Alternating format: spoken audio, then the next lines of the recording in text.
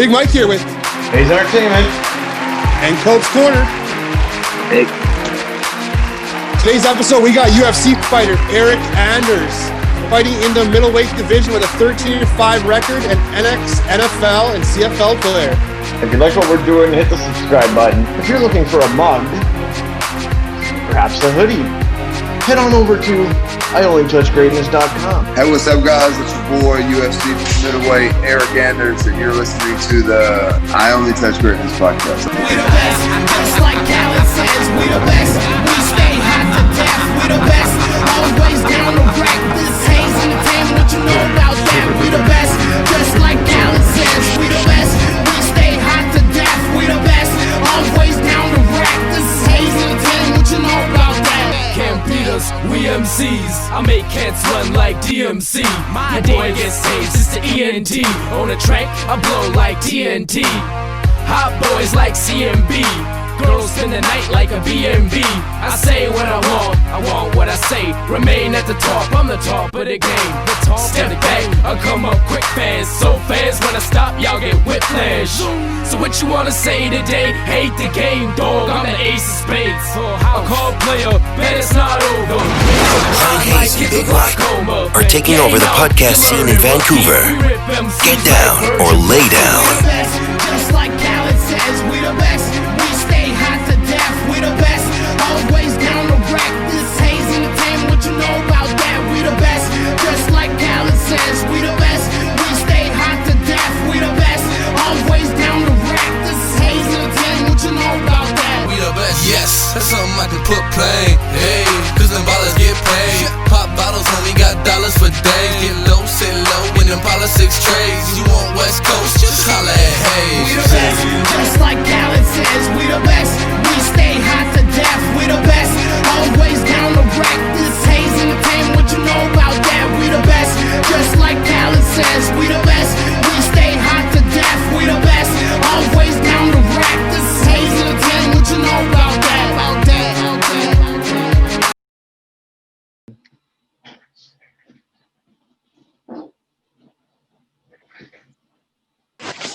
Hey, what's up, brother? Hey, Eryk, how's it going, man? Boom. Y'all How's it doing going, all Eryk? right? Yeah. Good. Big Mike here. What's that? That's Big Mike here. That's Ryan, and that's Copes with you. What's up? I might have to go to the door to get some food here in a second. So Okay, no worries. No worries. Yeah, all right. We'll start it off here pretty quick, then we'll get going here. Let's do it. Obviously, thank you very much for taking the time for us today. We really appreciate it. We're big fans of yours, and it means a lot to us. Hey, my pleasure, man. Anytime. So you were born in the Philippines. Is that correct? When did you move to the States? I think I was like 2-3 years old, super young. Okay. Multi-sport athlete, obviously. What was it like switching from football, where you excelled as well, obviously signing with the Browns at one point and playing for Alabama, winning the championship with Mark Ingram? It wasn't really necessarily the switch that I wanted to make. The football window and door kind of closed, and just doing the 9-to-5 thing, sitting down, that kind of thing is it's not for me. So I just started with some jiu-jitsu to blow off some steam, and man, just kind of evolved into the MMA thing, boxing, striking, and then I was like, maybe I want to fight. So probably a month after I started training, I took my first fight, and been doing it ever since. The rest is history. You obviously made the right decision. Mm-hmm. Are you watching the Alabama game right now? We are. Yeah, it's on right now. I'm watching the smackdown that Alabama's putting on these guys. Oh, yeah. No, that's my Big game next week. You got Florida, right? You got Kyle Trask coming in playing hot. That's good. What do you expect for your boys to shut them down next week and take that W? Man, to be honest, man, I think it's going to be like a bit of a shootout. I think a lot more points are going to be scored than Alabama fans think. I think that their defense has struggled a little bit this year. But, man, who's going to stop their offense? Oh, yeah. I agree. Roll Tide. What was it like? What was it like winning the 2009 BCS National Championship, where you led the team with 7 tackles and a forced fumble? And what was Mark Ingram like as a teammate? Man, for me, I think that Texas game was probably a little more special than everybody else because, I'm from Texas. Texas is my squad. Ricky Williams is like my favorite. Him and Ben Chung are like my favorite college football players of all time. So that's, I wanted to go there and, ball out or whatever. So it didn't work out. But, so for me, it was great. Mark is it, man. He's a fantastic teammate. He's such like an emotional guy. You can't help but feed off his emotional energy in the locker room before the game, halftime, after the game, just anytime you're around him, really. You obviously had the best coach of all time, Nick Saban. I hear you're still buddies with him. Yeah, the cool thing about Nick Saban is regardless of how much success he's having, he still wants to know what his former players are doing and what they're up to and keep in touch and keep in contact with them. So he's never too busy for his players. Fuck, that's a dream interview for me. I love Alabama. So, yeah, do you have a favorite road barn, perhaps, like road stadium you played in or road city? I always liked LSU, Death Valley. They're super loud, super passionate. To me, it's the most hostile SEC stadium there is, and I think that's what when you go. That's what home field advantage is supposed to be. It's not just supposed to be noise when the opposing offense is on the team, but man, we would come in on the bus and there'd be like little 4-year-old kids shooting us the bird and smacking the bus and rocking the bus like, oh snap, So I think that they're the most passionate, and I can appreciate that. Is there someone you looked up to fighting wise before you got to the UFC? I wouldn't say like looked up to, but Walt Harris is kind of the reason I got into. Not really, he was just like my first MMA experience, and kind of made me fall in love with the sport with our first encounter there. So I'd say he's probably the most influential person to kind of get me going down this path. Okay, Copes. Well, so spent a bit of time in Calgary once you signed in the CFL. What's some of your fondest memories of Calgary and of the country when you spent time up here? Man, just being abroad in general. I love to travel. Obviously I'm not Canadian, so traveling, living, and experiencing foreign countries, cultures, and cuisine, I guess, is always something that I'm into. Did you get What's your favorite? Oh, go ahead. Go ahead. No, go ahead. Did you get yourself some poutine while you're up here? Every time I go to Canada, I try and grab one. I fought in Canada about 2 years ago, and the whole next day after the fight, we just my wife and kids came up, so man, we just saw the little food truck, got like every flavor of those, whatever they're called, and man, just sat down on some ice and enjoyed it. All right. What's your favorite strike and favorite submission? I really like the Peruvian necktie. I'm not very I like good at it. chokes, but it's just sneaky and it kind of it looks weird. Okay, what's your favorite strike? Would it be an elbow? Man, I'd have to say I'm pretty fond of my left hand, my straight left. Okay. Do you have a favorite movie? Braveheart. Okay. I was trying to watch it yesterday, but the channel that had it on had commercials, and the movie's already like 3 hours by itself. It'd be a 5-hour movie with commercials. I couldn't do it. Hell yeah. Did you watch the Roy Jones Mike Tyson fight? I did. It wasn't that great. Man, it really was kind of anticlimactic, but I think at the same time it's cool to see guys that are legends like that. Even in their 50s, man, those two dudes could probably whoop a lot of young people's, ass still. So to get them and just to see like more impressed probably with Mike Tyson and just like he still has that. Still, absolutely. He's got the swagger. I'm like, oh my God, this guy is 50 whatever years old and can still move and do all this. Mike Tyson said that he smoked joints beforehand, and that must have been when Snoop was smoking during the show, and then walked backstage and passed it to him right before he went out there. Man, when you don't have to worry about getting knocked out and you're fighting somebody, like your same age bracket, who kind of is on the same page as you. Hey, let's put on a show, but let's not get hurt. Yeah, kind of thing. That's you right. can do that. Yeah, that's for sure. We had Pat Cote on last night, and he was kind of bringing up a dream fight where two UFC legends both want to fight each other, and it's GSP and Khabib. But he doesn't think the UFC will ever buy it because it's obviously going to be their last fight. Who is that? GSP and Khabib? Khabib. Yeah. He said the UFC wouldn't buy it. Basically, what he thinks. Is they're going to pay so much money for them to fight each other, and they're only there they can't really sell it much after that because that's one last fight for each other.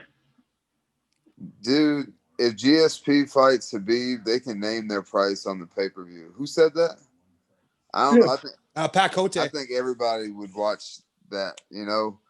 I would pay all. I agree. Two guys. How old is GSP? Turns 40 this year. Huh?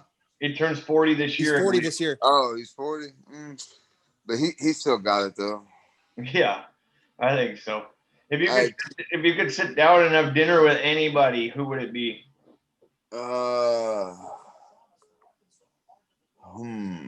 Sit down and have dinner with anybody. Shoot, I don't know. That's a tough one. Probably an athlete though, or actually probably like Johnny Depp. Actually, okay. That's a good one. Mine would be Muhammad Ali, just because I would want to pick his brain. Yeah, anybody who's just like a little different. Johnny Depp seems like a different guy. He plays a bunch of different characters and whatnot. Muhammad Ali would probably be a fun one, especially if you like to talk shit. I imagine he's a, pretty good, just sit there and shoot the shit kind of guy. Yeah. I'd like to sit down with Seth Rogen. That'd be a good one. Yeah, I'm sure he'd be fun. Hey, Copes, you got one? Yeah, so we were talking, Tyson, Roy Jones. Obviously, we saw Nate Robinson, unfortunately, get more or less embarrassed. Now we're seeing Floyd fight Logan Paul. Do you see any of these kind of almost gimmick fights moving their way into MMA? Man, I don't know. I think the price to pay in MMA is a little bit more. Like, no one's gonna agree to exhibition terms in MMA. Boxing is cool. Just don't hit me too hard. We can fight. Just whatever.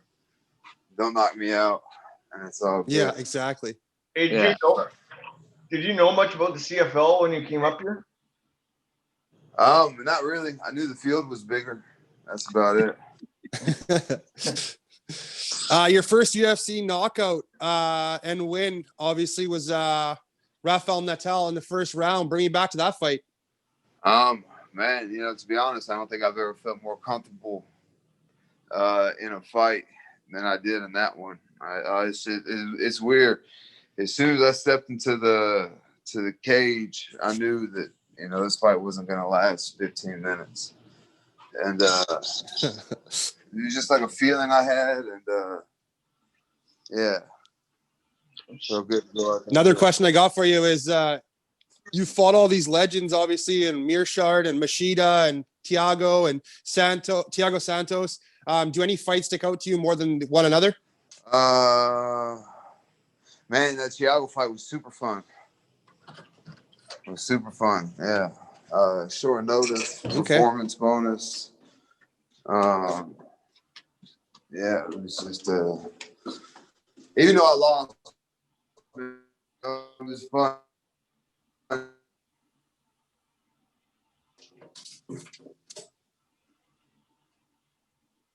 And we lost you.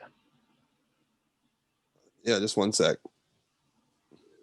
Like, Hey, Eryk, are you back?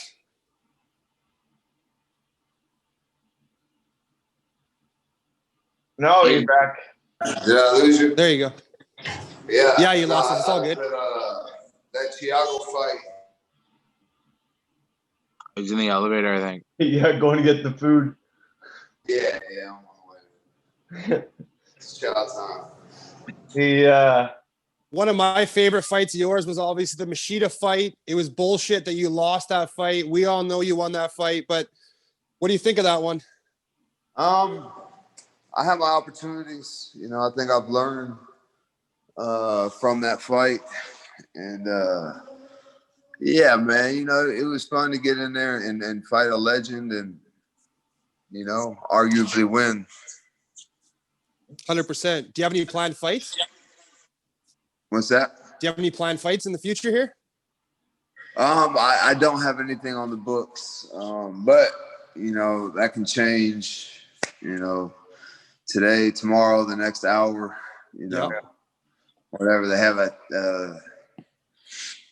thing calling me short notice fight. So absolutely. Do you have any pre-fight rituals?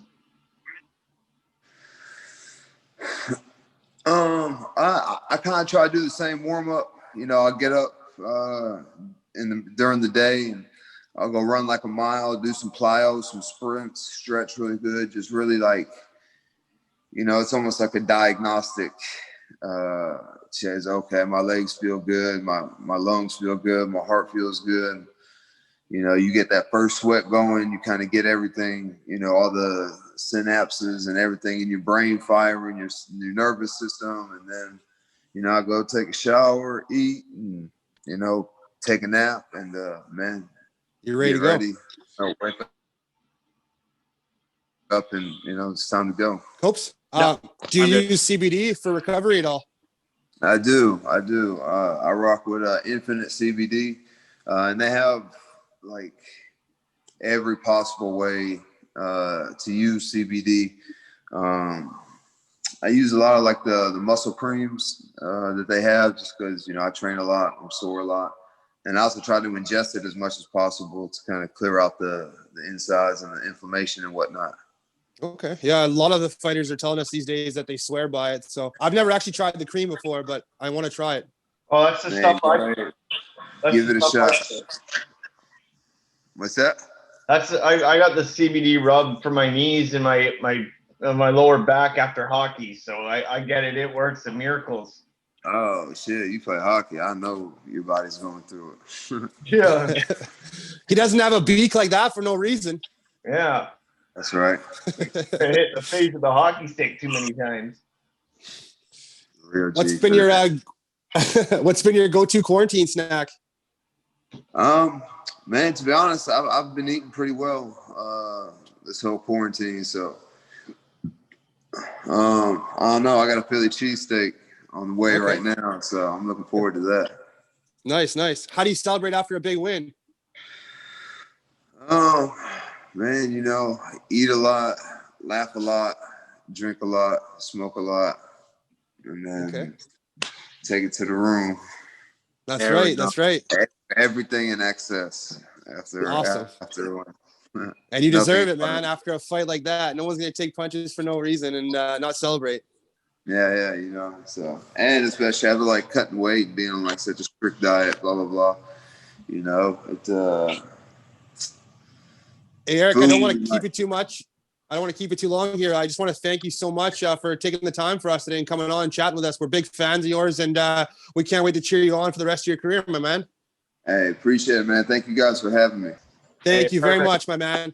Take care and enjoy your Philly cheesesteak, my man.